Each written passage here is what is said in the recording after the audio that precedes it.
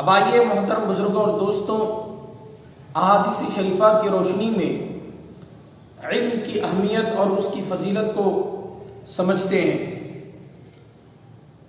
سب سے پہلے کنز العمال کی حدیث پاک ہے، جس میں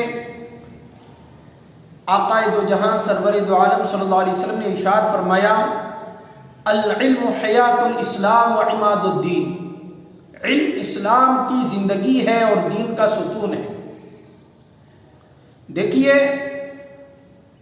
ممکن ہے کہ ہم کسی چیز کے بارے میں کچھ تعریف کریں اور اس میں مبالغہ ہو جائے، بڑھا چڑھا کر کسی کی تعریف بیان کریں، یہ ہم سے ممکن ہے، لیکن اللہ اور اس کے رسول صلی اللہ علیہ وسلم کی طرف سے جب کسی شے کی فضیلت بیان کی جاتی ہے تو یاد رکھ لیں وہ حقیقتاً اسی مقام میں ہوتی ہے۔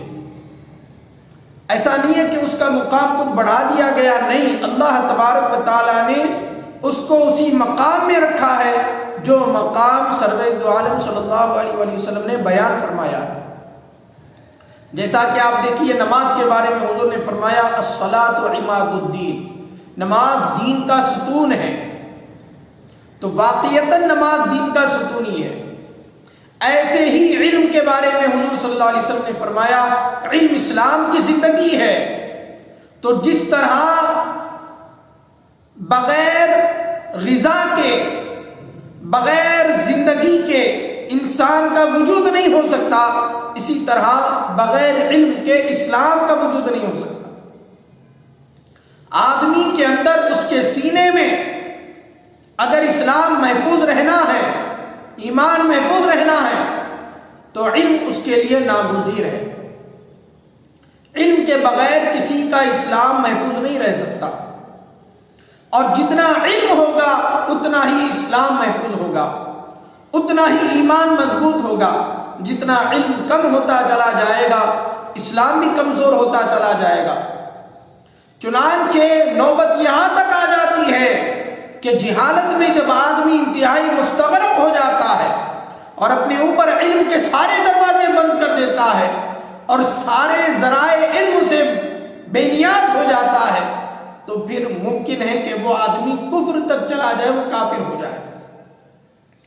چنانچہ علم اسلام کی زندگی ہے اور دین کا ستون ہے۔ اور فرمایا، ومن علم علما، جو کوئی علم حاصل کرتا ہے، اتم اللہ لہ اجرہ، اللہ تبارک و تعالیٰ اس کو پورا اجر عطا فرماتا ہے۔ اور پھر فرمایا، ومن تعلم فعمل بہ، اور جو کوئی علم حاصل کرتا ہے بس اس پر عمل کرتا ہے تو اللہ تبارک و تعالیٰ اسے وہ علم عطا فرماتا ہے جو وہ نہیں جانتا تھا۔ علم کے لیے محنت کرنا پورے اجر، پورے ثواب کا ذریعہ، اور علم پر عمل کرنا اور بھی علم کا ذریعہ بن جاتا ہے۔ چنانچہ ایک اور حدیث پاک ہے، بڑی جامع اور روشن حدیث پاک جو علم کی اہمیت کو اجاگر کرتی ہے۔ مجمع الزوائد میں یہ روایت موجود ہے، حضرت ابو ہریرہ رضی اللہ تعالیٰ عنہ سے مروی ہے کہ حضرت ابو ہریرہ رضی اللہ تعالیٰ عنہ مدینہ منورہ کے ایک بازار سے گزرے۔ وہاں پر آپ نے بازار والوں سے فرمایا کہ اے بازار والوں، تم کتنے مجبور ہو، کتنے عاجز ہو۔ لوگوں نے پوچھا، ابو ہریرہ کیا بات ہے، ایسا کیوں کہہ رہے ہو؟ آپ نے فرمایا، تم یہاں پر بیٹھے ہو اور وہاں رسول پاک صلی اللہ علیہ وسلم کی میراث تقسیم کی جا رہی ہے، میراث تقسیم کی جا رہی ہے۔ لوگوں نے پوچھا، وہ میراث کہاں تقسیم کی جا رہی ہے؟ آپ نے فرمایا، مسجد نبوی میں تقسیم کی جا رہی ہے۔ لوگ دوڑے دوڑے مسجد نبوی کو گئے اور حضرت ابو ہریرہ رضی اللہ تعالیٰ عنہ وہی بازار میں کھڑے رہے، یہاں تک کہ لوگ پلٹ کر آ گئے۔ آپ نے فرمایا، ما لکم، کیا بات ہے، تم واپس کیوں آ گئے؟ تو لوگوں نے کہا کہ ابو ہریرہ، ہم نے تو کسی چیز کو تقسیم ہوتے نہیں دیکھا مسجد میں، واپس آ گئے۔ آپ نے فرمایا، کیا تم نے مسجد میں کسی کو نہیں دیکھا؟ لوگوں نے کہا ابو ہریرہ ہم نے مسجد میں دیکھا، مسجد میں داخل بھی ہوئے، کچھ لوگ نماز پڑھ رہے تھے، کچھ لوگ قرآن کی تلاوت کر رہے تھے، اور کچھ لوگ حلال و حرام کی باتیں کر رہے تھے، یعنی علم کی باتیں کر رہے تھے۔ حضرت ابو ہریرہ رضی اللہ تعالیٰ عنہ نے فرمایا کہ وہی تو رسول پاک صلی اللہ علیہ وسلم کی میراث ہے، تم پر افسوس ہے تم اسے سمجھ نہیں سکے، وہی تو رسول پاک صلی اللہ علیہ وسلم کی میراث ہے۔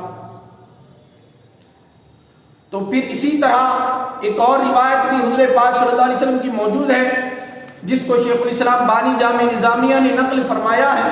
یہاں سے میں وہ حدیث پاک نقل کر رہا ہوں جس کو شیخ الاسلام بانی جامع نظامیہ رحمۃ اللہ تعالیٰ علیہ نے مقاصد الاسلام کے حصہ چہارم میں علم کی فضیلت پر آپ نے جمع فرمائی ہے۔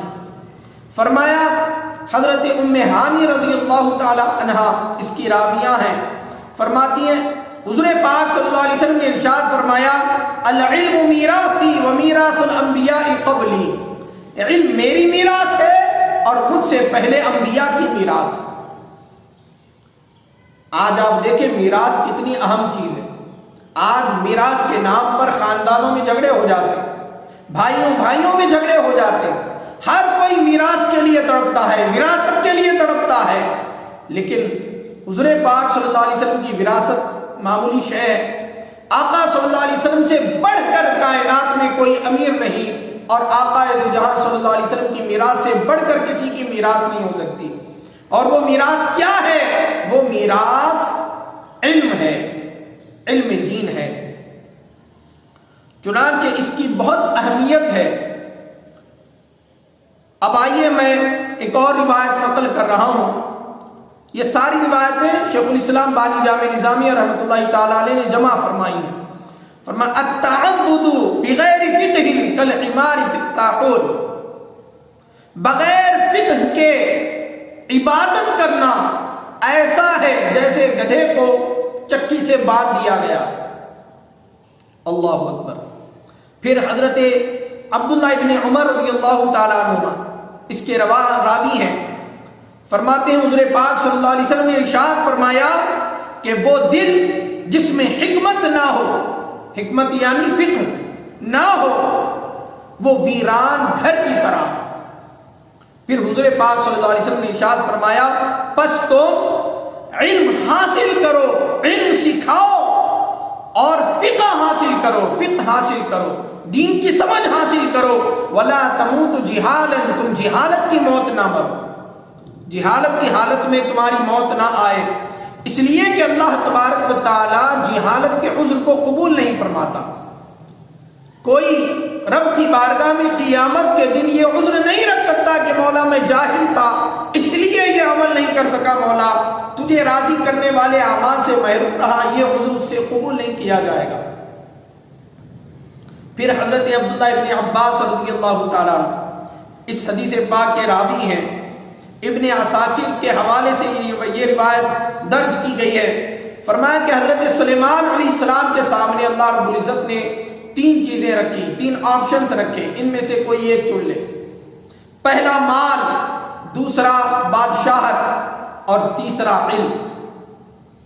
یعنی سلیمان علیہ السلام یا تو علم لے سکتے ہیں، یا تو بادشاہت لے سکتے ہیں، یا تو مال لے سکتے ہیں۔ پھر حضور پاک صلی اللہ علیہ وسلم نے فرمایا سلیمان علیہ السلام نے علم کو چنا، علم کو چننے کے سبب اللہ رب العزت نے انہیں مالدار بھی بنا دیا، بادشاہ بھی بنا دیا۔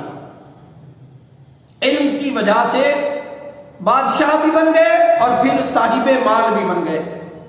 پھر اسی طرح حضرت عبداللہ ابن عمر رضی اللہ تعالیٰ عنہ کی روایت ہے، فرماتے ہیں حضور پاک صلی اللہ علیہ وسلم نے ارشاد فرمایا لِكُلِّ شَيْءٍ طَرِيقٌ، ہر چیز کا ایک راستہ ہوتا ہے، وَطَرِيقُ الْجَنَّةِ الْعِلْمُ، علم کا راستہ جنت ہے، علم کا راستہ جنت ہے۔ اور سورہ فاتحہ میں ہم کیا دعا کرتے ہیں؟ اہدنا الصراط المستقیم، اے اللہ ہم کو سیدھا راستہ چلا، اور وہ سیدھا راستہ ظاہر سی بات ہے جنت کی طرف جاتا ہے، اور وہ راستہ بغیر علم حاصل کیے کہ نہیں مل سکتا۔ بغیر راستہ علم بغیر جنت کے، بغیر علم کے جنت کا راستہ نہیں مل سکتا۔ پھر اسی طرح ایک اور روایت ہے، آخری روایت، اس پر اپنی گفتگو کو سمیٹنا چاہتا ہوں۔ حضرت ابو ایوب رضی اللہ تعالیٰ عنہ اس کے راوی ہیں، فرماتے ہیں کہ حضور پاک صلی اللہ علیہ وسلم نے ارشاد فرمایا کہ جب مومن ایک مسئلہ سیکھتا ہے، ایک مسئلہ جب کوئی بندہ سیکھ لیتا ہے تو یہ ایک مسئلہ سیکھنا اس کے لیے 1 سال عبادت کرنے سے زیادہ بہتر ہے۔ 1 سال نفل عبادت کرنے سے زیادہ بہتر دین کا ایک مسئلہ سیکھ لینا ہے۔ اور حضور پاک صلی اللہ علیہ وسلم نے فرمایا یہ ایک مسئلہ سیکھنا کتنا بہتر ہے؟ اتنا بہتر ہے کہ سید زادہ غلام کو آزاد کرنے سے زیادہ بہتر۔ اور فرمایا کہ طالب علم اور وہ عورت جو اپنے شوہر کی فرما بردار ہے، اور وہ لڑکا، وہ بیٹا جو اپنے ماں باپ کا فرما بردار ہے، فرمایا کہ یہ 3 لوگ قیامت کے میدان میں ان کا حشر انبیاء کرام کے ساتھ ہوگا، ان کا حساب انبیاء کرام کے ساتھ ہوگا۔ وہ 3 لوگ کون ہیں؟ پھر دوبارہ سماعت کر لیں۔ طالب علم ہے، اور وہ بیوی جو اپنے شوہر کی فرما بردار ہے، اور وہ بیٹا جو اپنے ماں باپ کا فرما بردار ہے۔